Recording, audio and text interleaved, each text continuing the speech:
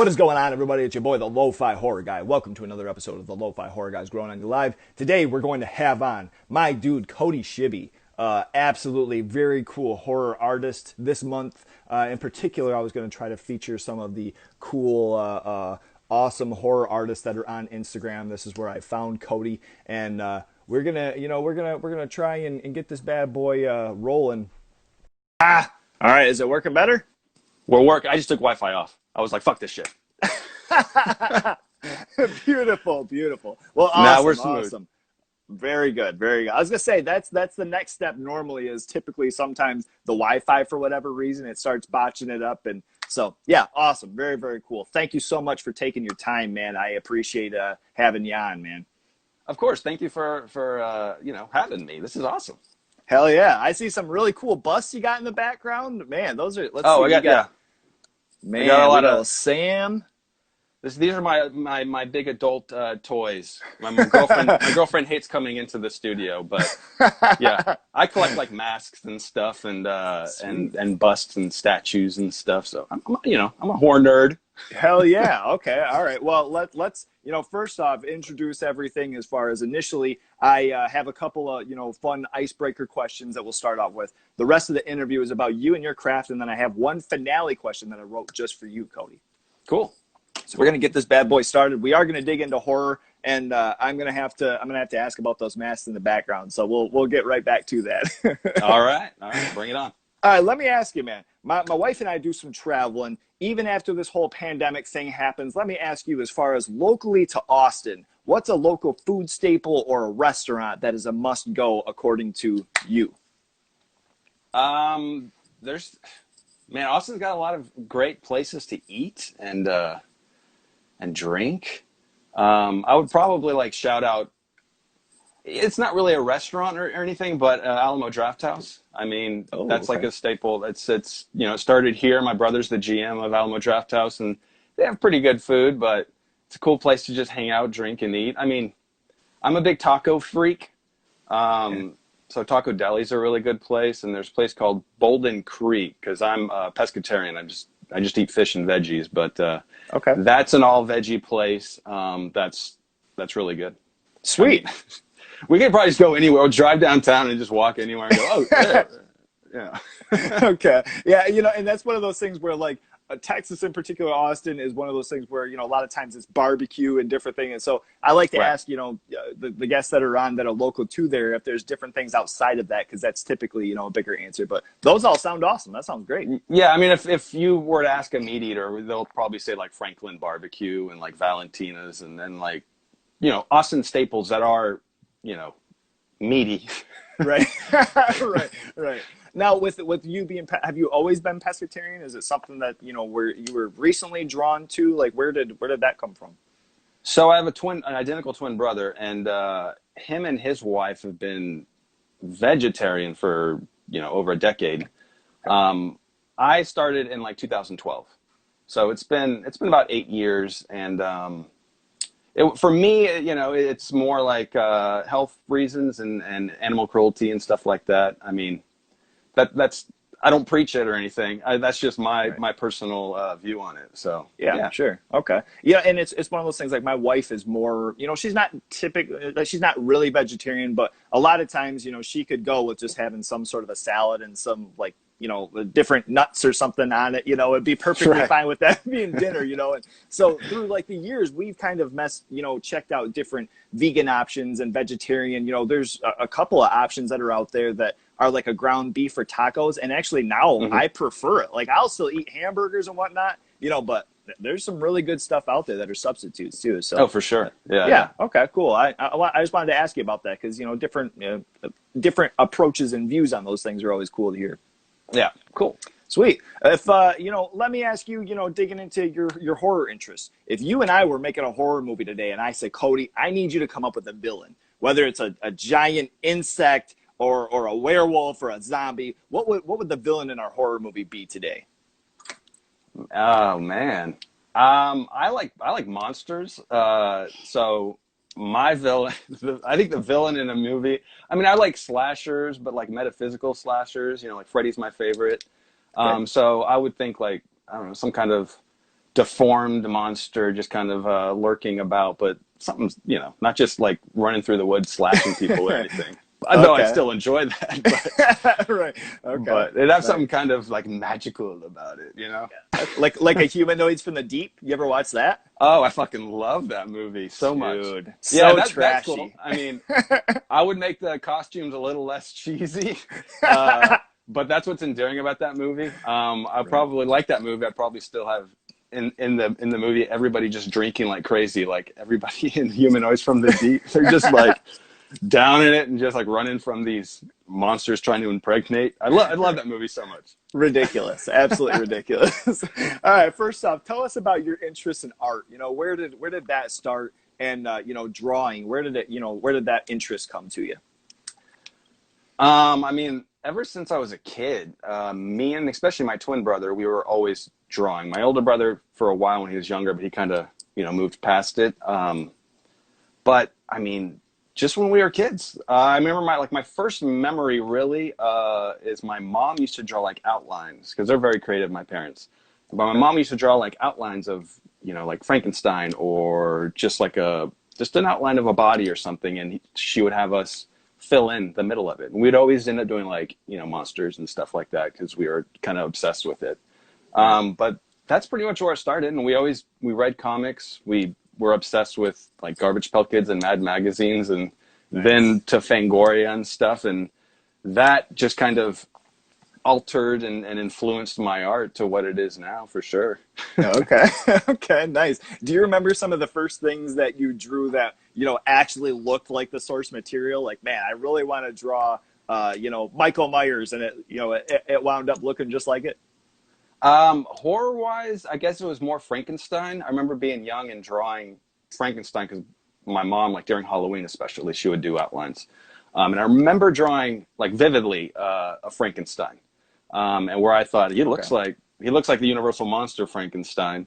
But I think it was more Nice. like comic book art because as a kid, I would copy everything I would see.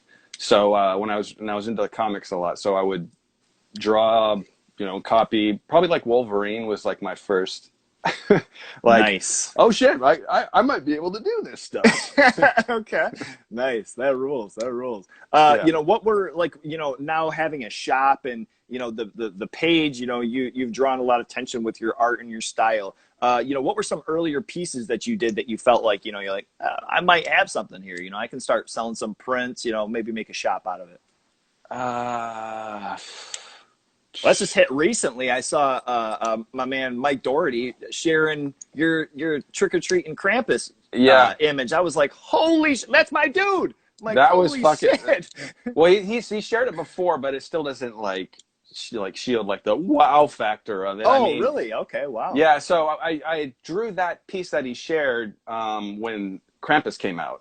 And when did Krampus came Oh, out? That okay. was like Like 2000. 2015 or 16, I think. Yeah, something like that. And I drew that, and he immediately found it and sent me a message and stuff. And he's like, I really dig this. This is kind of the vision that was in my head. And he since then he had it like put on a cake, and he sent me a Oh picture. my He's like, God. he's like, check it out. And so it's been like kind of awesome that the man himself, kind of acknowledges it and praises Yeah. it in a certain sense.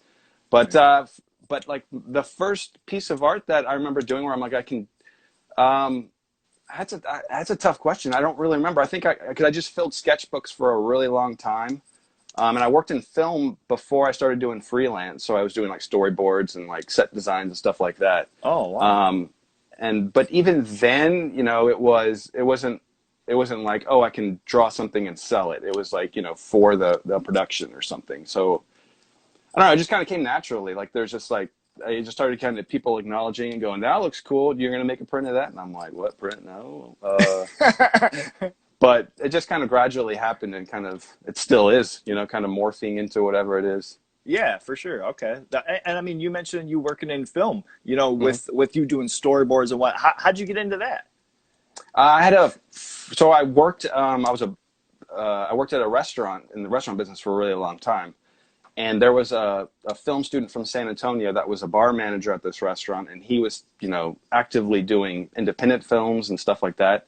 And we just kind of clicked. And he, you know, was like self-funding and getting some investors for films and stuff. And, you know, at that time I wasn't drawing a lot, but he kind of inspired me. So I was like, oh, I can help you with some stuff. And then I kind of joined his little Austin production team, and it just kind of fell into place by bumping into people who loved film as much as I did. And we did a few things like independent like sci-fi film and a few trailers and some shorts. And then I kind of branched off and started doing like storyboards for commercials like Burger King and shit. Oh, really? No shit. Yeah, there were some funny commercials that are just like random, you know, like a lot of production companies would just come to Austin and be like, they would look up, you know, local storyboard artists, and they would just call me into like their office or, you know, and they'd be like, can you come in and do these storyboards? And I would sit with them, and, you know, the next day I would just have them for them, you know, and it's like, they've been some interesting pieces. Like Burger King one just pops out because they just wanted me to storyboard people like grilling and like in a canoe, and I was like, okay, I guess you need to know like they need it, I mean, because it's a comic book of like movies and commercials and stuff, so they need to know the placement and everything. But I always just kind of thought like, well, a commercial like this, just like roll the camera, you know? Yeah, right. I mean, do you get to keep any of that stuff, or is that stuff that they have to hold on to? No, yeah, no. I think I still have a binder of just old commercial stuff. Oh, I mean, and it's God, like that rules. And then yeah, for storyboards, it did like occur to me at one point where, because it's all about like efficiency and speed, you know, it's like, oh, we need these like yesterday. So they weren't worried about, you know, pupils and like and like nostrils. It's like just figures, while I would try to be like, oh, come on, let's make this pretty. And then that's when I was that's when I started kind of going, well, you know, I wasn't getting a lot of artistic satisfaction. I did for quite a few years, but then it got to the point where I was like, I want to like spend time on drawing and get more people to see it instead of the cinematographer and the director just like, all right, cool, that guy goes there. And like, right. Okay. Is there any times, you know, where like you're sitting there drawing, your girl comes home and, you know, just looks over and she's like, what are you doing? all the time. No, yeah. She doesn't like a lot of my art. I mean, I draw a lot of, I mean, she likes it and she appreciates it, but you know, like she's like, oh, it's got, you know, you got talent and all the skill and stuff, but it's not her cup of tea, you know. It's like I still draw, you know, pet portraits and cute stuff that she like is in love with, and that I'm in love with too.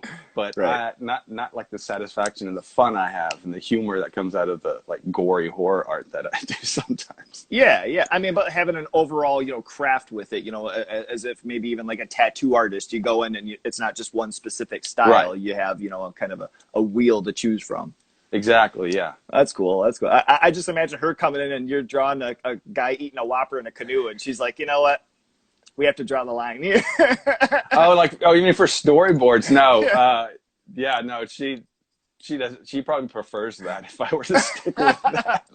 Oh my Lord. It's a little more. It's a little more steady income, but it's not as satisfying. Satisfying, right. So tell me about, so as far as with your pieces, one thing that always has popped out to me and has just drawn me in visually every time, you know, to know automatically even before what I see is the blue crisscrossed background. Where did that start? Where did that come from? That's kind of become, you know, like a staple in your designs. Yeah, I mean, that, especially like the blue with the ink, that's what I've done for the last 3 Halloweens, or the 3 last Octobers, because I do this little you know, draw challenge where I pick 31 films and then I draw something for each day of October. Mm-hmm. And then the blue line cross hatching in the back, it kind of accidentally happened with the first drawing 3 years ago on that first day. And I'm like, all right, cool. I'm just going to leave it black and white and blue. But the cross hatching, I mean, probably back in like 2011, 2012, I was obsessed with cross hatching. It's like you can look through some of my sketchbooks and it's just like, okay, does this guy like cross hatching? Yes. But it's kind of evolved in a certain way, because cross hatching is usually like, you know, diagonal a certain way each way, but I'm just going every direction. A lot of artists do that and stuff, but it's a cool way, I think, to fill space without taking away from whatever like the main, you know, focal point is in a drawing. Because I use a lot of negative space, and I like to I don't do a lot of backgrounds with my art. I usually like to, if I do a figure or something, I just like to have that a focal, and then, okay, what can I put in the background? Like some splattery watercolor or some, hey, let's do some cross hatching. You know? Yeah, okay. It's always a go-to.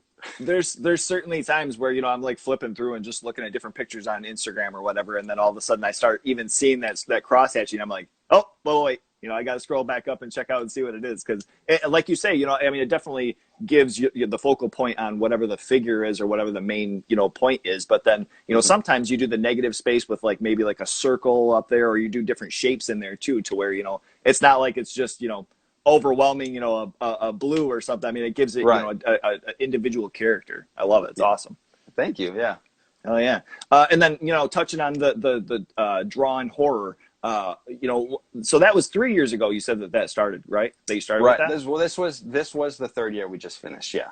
Okay. Okay. And then, so this last month was the third year that you took part in that. So with so many awesome pieces that you've done, let's even just say, this year, what were a couple of your favorites? From the drawn horror. Yeah. This year I liked Army of Darkness, the Pit Deadite. I thought, So sick. I'm just like, anytime I can draw just like a gross monster with boils and fucking like little scraggly hairs, I'm like, yeah, I'm in. He was fun. And what was another one that I really liked? I like drawing Zelda from Pet Sematary. I've never drawn her, so she was like, so when I lay out all the movies, in September, I usually just kind of like, all right, which movies do I want to do? And they're becoming more and more obscure because, I start with the classics, and now I'm getting like to Neon Maniacs and shit. Nice. But whenever I'm making the list, there are things that pop in my head. I'm like, okay, I know what I'm going to draw that morning, and for Pet Sematary, it was like, I definitely going to do Zelda. It was either Zelda or Gage that I was going to draw, but Zelda was like, she freaked me out as a kid, so I had to throw her in there. Right. Okay. So those are some of my favorites.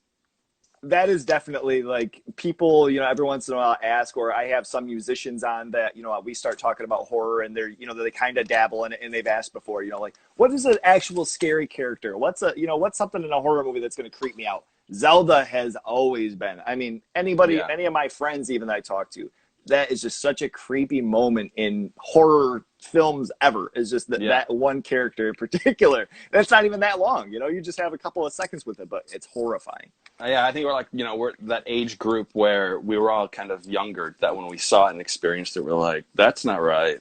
That's freaky as shit. Right.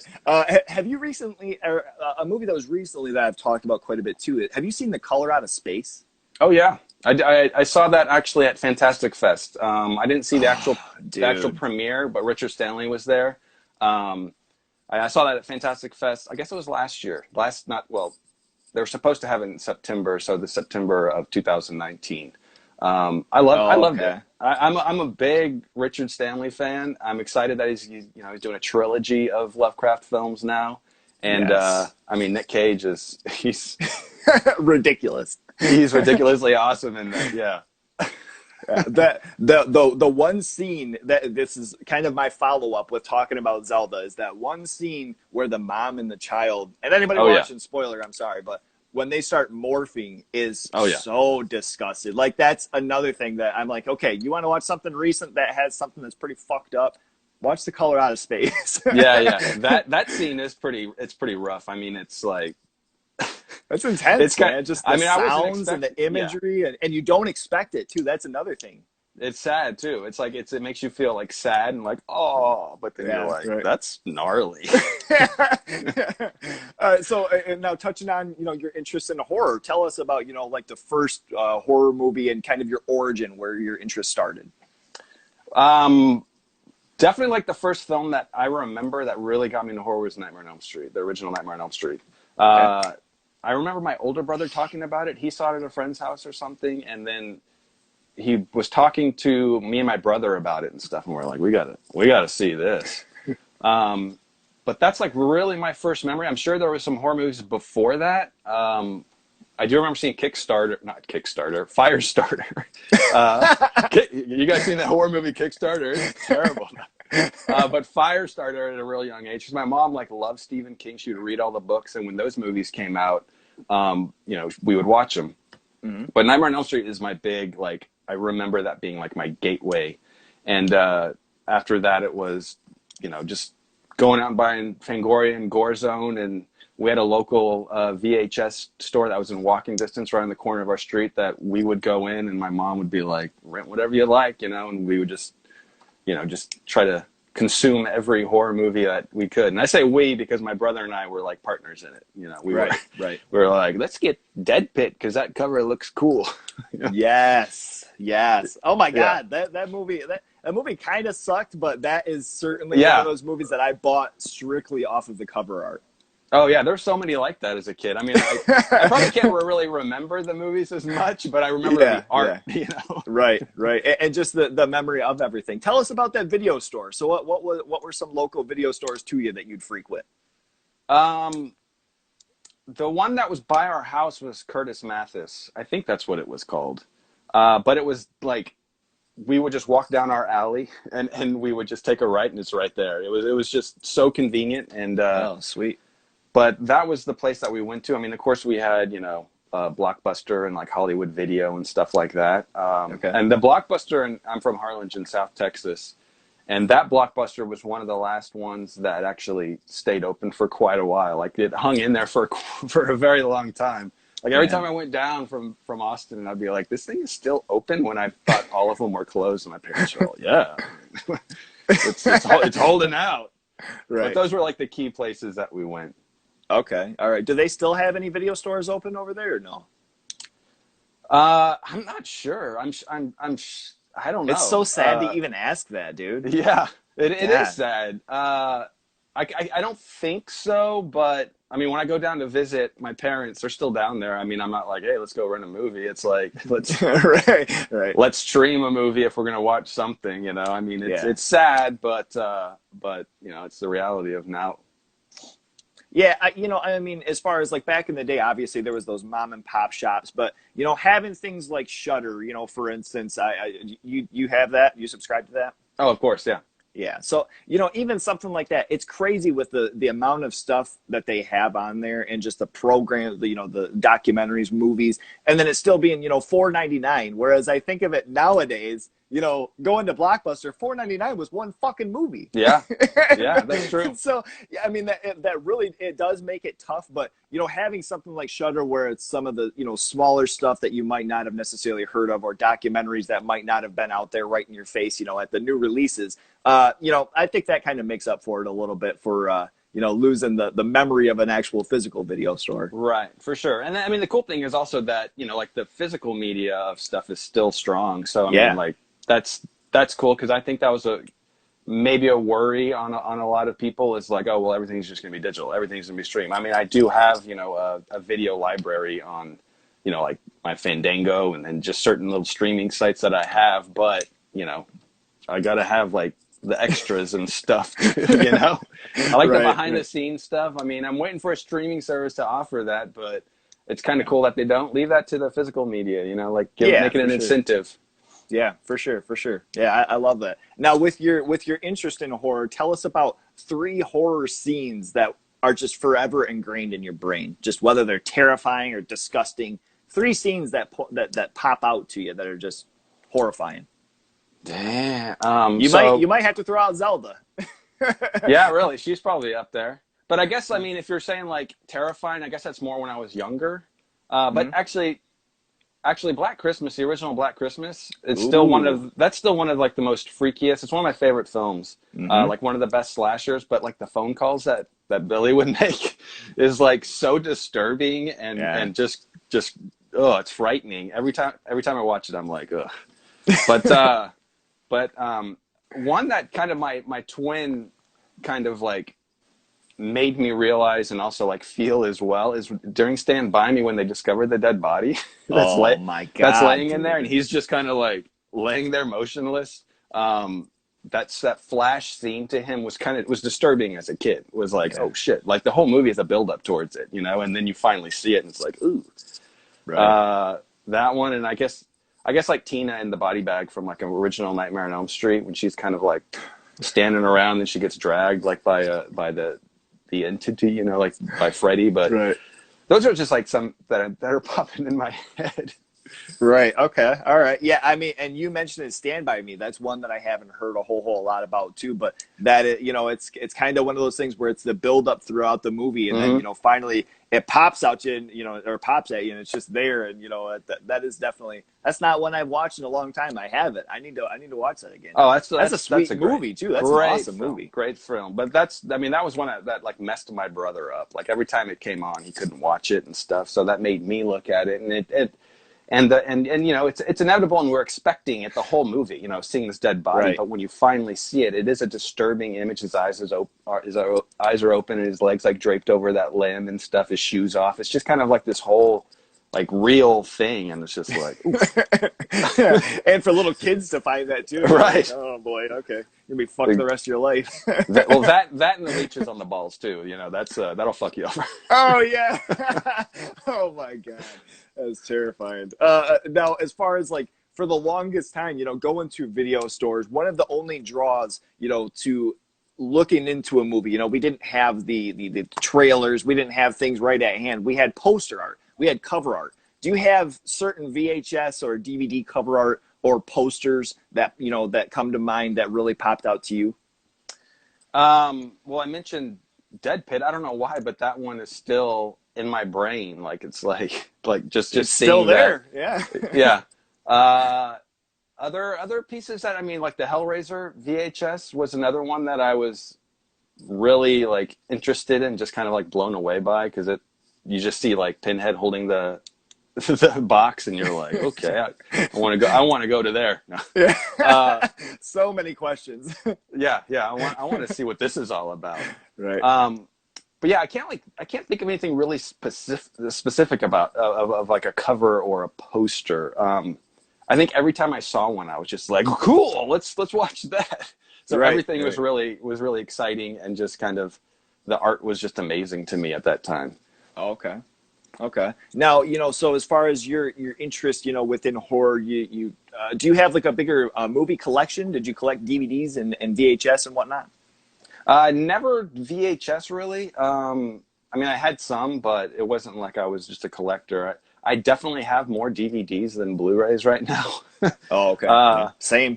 so yeah, so I still put on DVDs. I mean, it's fine by me unless it's streaming. I'll watch it, um, I don't have a giant library. You know, like some of my friends do. There's some that I like have to pick up. Like the last one I picked up, and I just got it. I haven't watched it yet. It's Vinegar Syndrome released Scary Tales.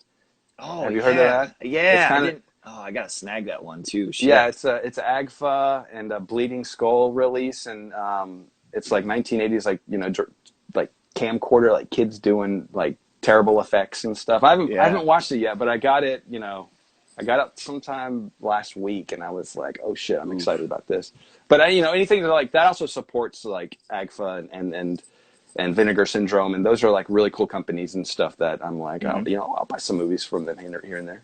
Yeah, yeah, for sure. You know, I mean, Vinegar Syndrome, Severn is another company that has Yeah. done a whole bunch of just sweet shit. You know, I think the one of the coolest things with horror in general is, you know, I could have felt like for the longest time before the internet came around that like horror movies, you know, I knew everything. You know, ask me such and such, and oh yeah, I know that. That's from 1970.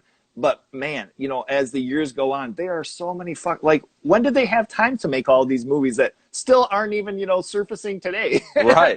Like, it's crazy. Where the and hell is this shit coming from?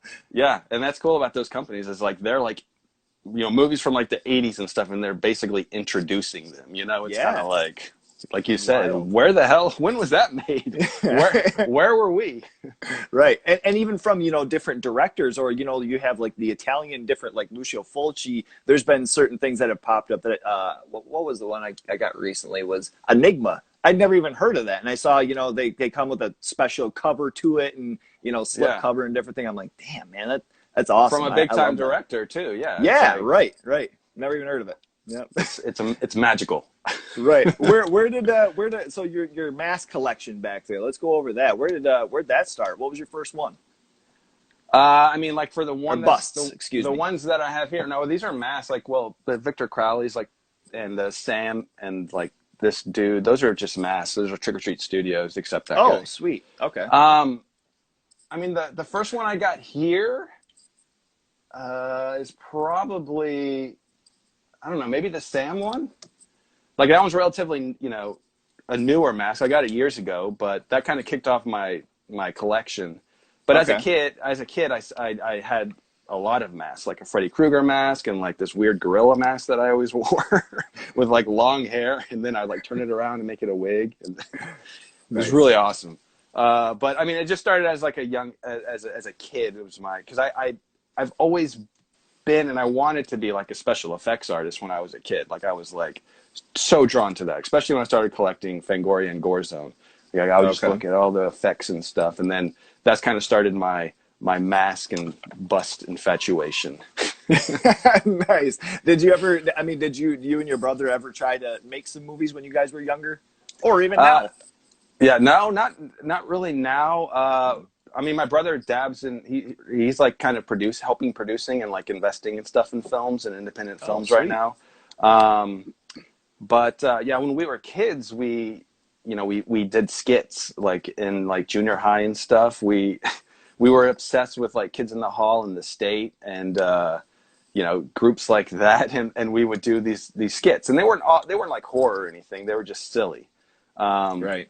But we did that for a few years, and we were we were really into it for a while. Shout out CWTV. Nice. Yeah, no, but Very we've always been into films and stuff, like the appreciation of it, and that period we were making little short ones and skits and stuff. But and then of course my little stint in production design and stuff like that. Yeah. Okay. All right. So now this next one, this is going to be kind of like a broken up question here into different horror genres and favorites of yours. So I'm just going to ask a couple of different subgenres of horror, and then whatever comes to your mind is that you think would be a favorite in that. So first and foremost, I wanted to ask about anthology movies. Do you have one that comes to mind that's a favorite? I mean, Trick or Treat is probably my favorite anthology, and that and like Creepshow. Those are my favorite. I mean, there's some really, really great ones out there. With those on the top of my list, I think. But yeah, I mean, Trick or Treat's it's when I first saw it, I was so like, good. This is a movie made for me. It's like this is exactly what I love. I love Halloween. I love that character design, and I love just kind of those little stories and stuff. It's still one of my favorite movies. Sick. Very, very cool. All right, what's your favorite anthology? Man, it's tough. I mean, Creepshow 2 is probably my favorite. I love that one, and I love Body Bags. Have you ever watched Body that? Bags is great. Yeah, I was gonna say that's up there with John Carpenter as the like weird, Mortician guy. Yeah. That's a good one. Back in the day, I picked up, I still have the DVD copy of it. It was like $80 or $90 online. Like if you went to go find it on eBay or something, and they just had it sitting, it was all sun beaten and dusty on the shelf at a Family Video. And I'm like, hey, nice. Can I buy this? And they're like, yeah, nobody's really rented it. And it was like, I don't know, $10. I'm like, oh my God, so awesome. They're like blowing the dust off of it. Yeah, sure, here you go. No, I don't think so. Let me clean that off. Yeah, that's a great film. I love that one. That one's awesome. What about a monster movie? Man, I like monster movies that have a lot of monsters in it. Like Neon Maniacs is a fun one. Dude, I like Nightbreed. Oh yeah, that's a good one. Like too. I don't know. I love when it's just like a group where it's like eye candy everywhere. It's like, even though Neon Maniacs, there's some really ridiculous monsters. It's like the guy with the leather hat, and then there's the army guy, and there's a doctor. It's like, it's pretty funny, but those kind of monster movies I really, really like. I wouldn't say that it's my favorite monster movies, but anything that has a lot of monsters happening, I'm all about. Sure. Okay. Awesome. What about, a slasher? I know you mentioned Black Christmas. Is that a favorite?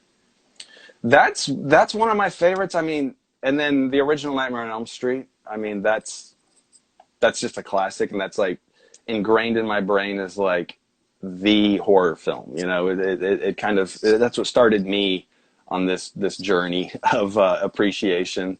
But Okay. yeah, Freddy and Black Christmas. Every time I watch it, it just gets better and better. It's so well done. I agree. I just watched it this last Christmas, and it was a bummer. Yeah, yeah, It's awesome, but it just wasn't a movie that I should have watched on Christmas Eve. You know, I'm like, right. oh, this will be fun. I'm like, fuck, man, this movie is so gritty. It is. It's so great. I love it. I love it. Yeah, it doesn't put you in the mood for being happy and gift giving and all that. You're like, I'll just sit Yeah. home this Christmas. Let's decorate the Christmas tree and put on Black Christmas, shall we? Right, with blood. Oh boy, Yeah. dear Lord. All right, so nowadays with all of the absolute, there's I guess to me there's tons of remakes being done, and the majority of them are just they're movies that really didn't need to be touched to begin with. Do you have anything in mind of a movie that you think would be a great remake? Uh, that's kind of hard, like you said, though. Like movies, a lot of movies that we love, and that I don't think it needs a remake. They need no remake at all. Right. So I'm trying to think of one that I it's like endearing and I like it, but it's just bad, and that they probably could update it. Man, I don't know. I don't know. I just asked because there's certain ones, there are certain ones that they actually pulled off. The Hills Have Eyes, for instance. This is probably an unpopular opinion, but I actually like that movie better than the original one. And I love the original movie, but man, the remake of it, I was like, holy shit, they Yeah, they really got pulled brutal this with off. that. Yeah. Yeah, right. Yeah, I But mean, then, oh, go ahead. I was going to say like another one that is it Dawn of the Dead? Is that Zack Snyder's or Day of the Dead? Dawn of the Dead. Dawn of the Dead. I Yeah. love that remake. Yeah. Okay. Is it better than the original? No, but I mean, it's very strong. That's a strong remake that I really enjoyed. I saw it in theater, and honestly, I really don't remember it. I'd have to go back and revisit, just because it's been so long since I Yeah, watched it. I enjoyed it. I think it holds up. Yeah. Okay. All right. I can say even recently something that is near and dear to my heart. The People Under the Stairs. They just recently mentioned remaking that movie, and I'm like, dude, Yeah, come yeah. on. That's an interesting one. Actually, I do a live art stream on Twitch, and somebody mentioned Uh-huh. that last night, and I was like, what? And they said that Jordan Peele's connected to it in some way. Producing it, yeah. Yeah, so that was news to me. I mean, I usually try to stay on top of that shit, but I was like, it's the awesome information. I mean, Right. I'm Right. down. Anything that Peele puts his name on, I'm gonna watch. Yeah, for Without a sure. doubt. Right. But And yeah, I I mean, think the that. Candyman looks cool too. So, Oh as yeah, far as like the stuff that he's, dabbling in, I can have a little bit more confidence in. absolutely. Yeah, absolutely. Tell us about your live stream. So, how long have you been doing that? Maybe some of the more fun material that you've done for that. I started, I guess, at the end of March, when COVID was really hitting, Yeah. or when the shutdowns were happening and stuff, and I was like, okay, well, I'm not working right now. I got to stay at home, so I need some kind of interaction, and I had friends that were doing streaming, and I would go watch them and stuff, and just kind of virtually hang out with them and stuff. But I didn't pull the trigger on it until the end of March, and I did it for a few months. I streamed for a few months, and then I didn't really take 2 months off. It was like my Mac refused to open up Streamlabs, so I was like, all right, because it was in still beta version, so they had to do an updated, and then 2 months later I was back. So I've been on about maybe 2 or 3 months right now. Okay. But it's a really, really good way to connect with people, and I just create a bunch of art. Like I just had a spooky art sale is what I called it, very original, at the end of October. At the end of October, and I had all the drawn and horror pieces were included, and then I had like 8 or 9 watercolor ink pieces that I did, and I do all of those on Twitch. Like I'll do them live on Twitch, and yeah, that's some really, it's some good things and that have come out of that, and the community that I have on my channel is just like so supportive and inspiring. Because I also give out little art prompts every week, and then they draw stuff around the prompts. And then on Thursdays, I do a little creep show and tell where I just show their art and we just discuss it and hang out, and and we just inspire each other. And I think my creative juices have really boiled over streaming. Okay. It's such a cool thing. I mean, that's how this whole thing started as well, as far as doing these interviews was, just having kind of the free time of, my band was supposed to do a bunch of stuff this summer and, that didn't end up working out. And so just trying to figure out, different ways of interacting. And, luckily I've gotten to talk to some really cool people and, interact and meet some cool people, such as yourself, my dude. So this is awesome. I was going to say, and then there was me. God damn it. Oh my Lord. That is funny. No, I don't have, it's Twitch, isn't it? That you do the live Twitch, stream yeah. on? Yeah. Okay. Yeah. I don't have that. And so I go and, I'll go and I click on it and I watch a lot of them, and I sit there and just kind of like admire, the availability of doing that. And there's been certain ones where I kind of sit there and try to draw along, and I'm trying to draw Sam and it looks like a dick, I'm like, what is going on here? God damn it. What is this? Hey, your Dick Sam is probably awesome though. Seriously. No, it's somewhere in the garbage. I maybe I should have taken a picture, but I'm like, no, this isn't gonna work. That's just not my style. I can't do it.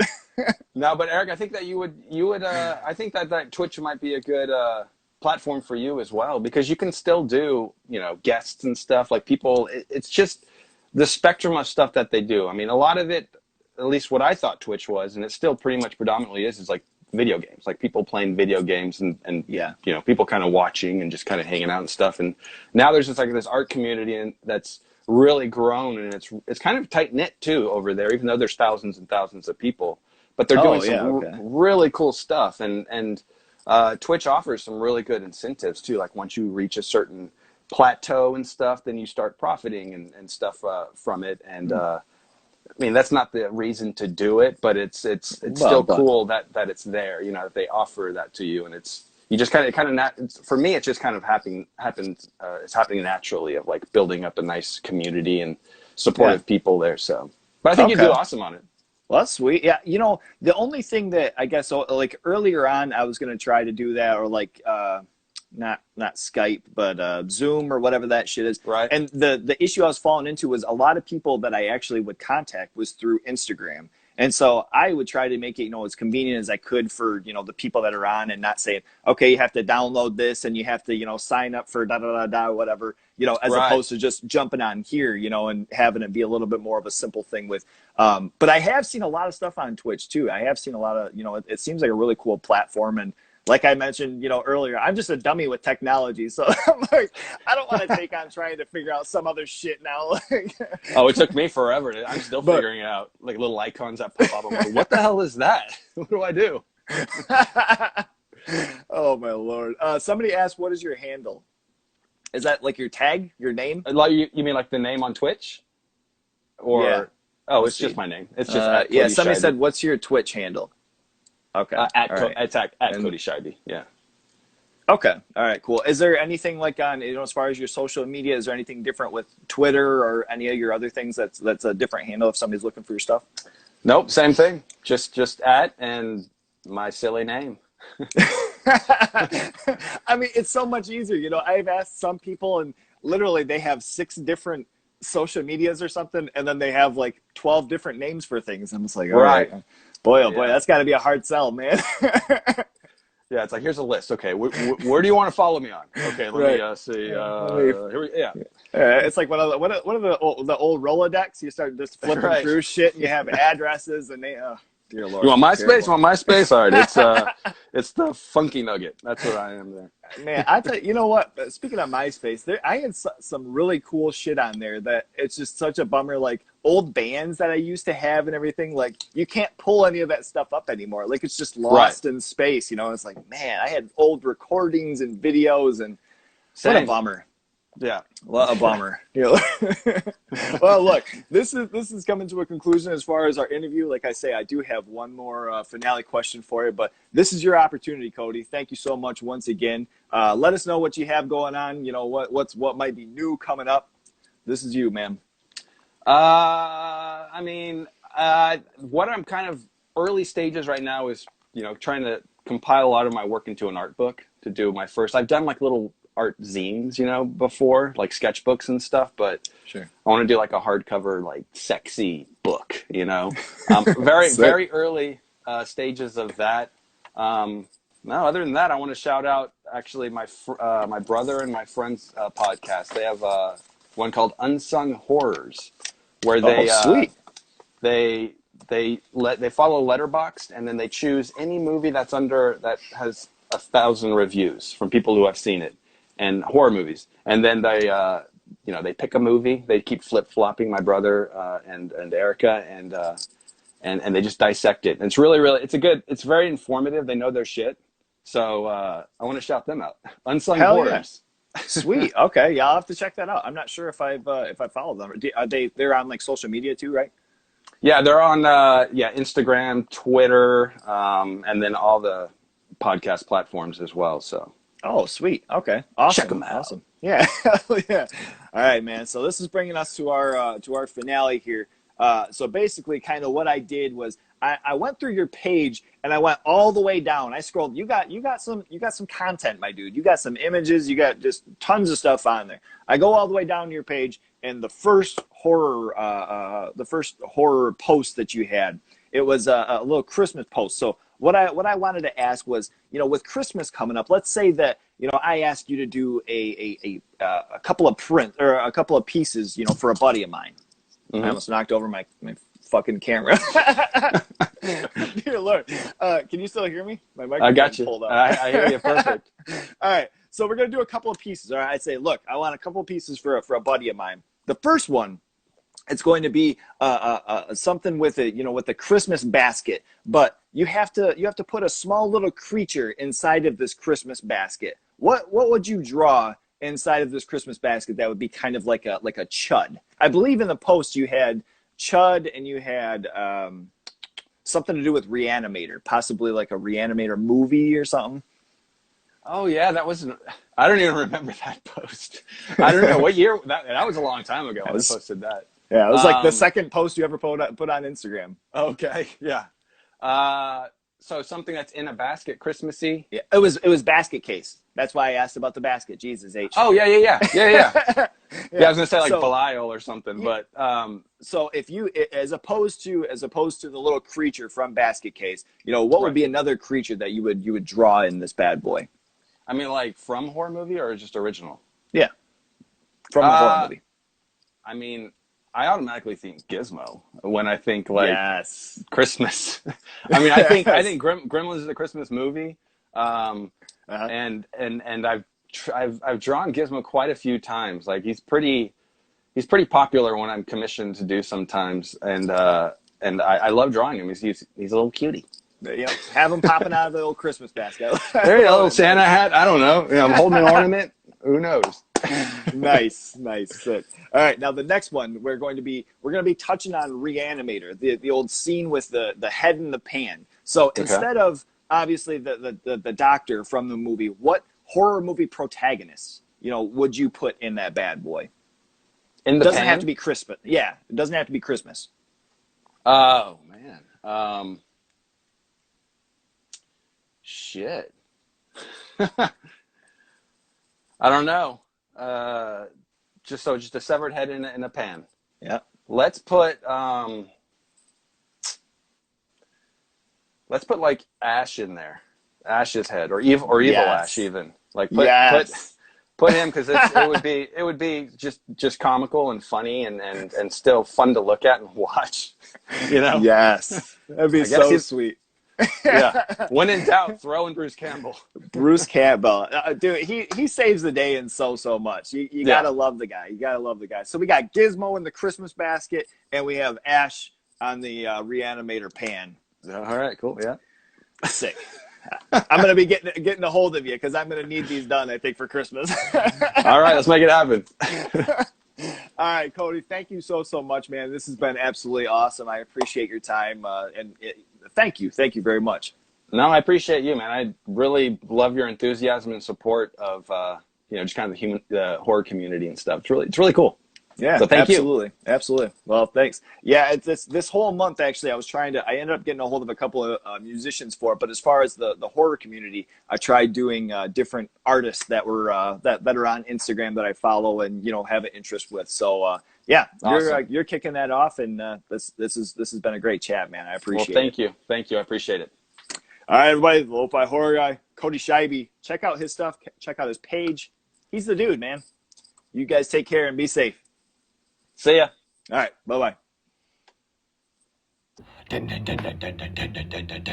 He's a lo-fi horror guy. Yeah, he's kind of a guy, but he is so lo-fi, lo-fi, a horror guy. Yeah.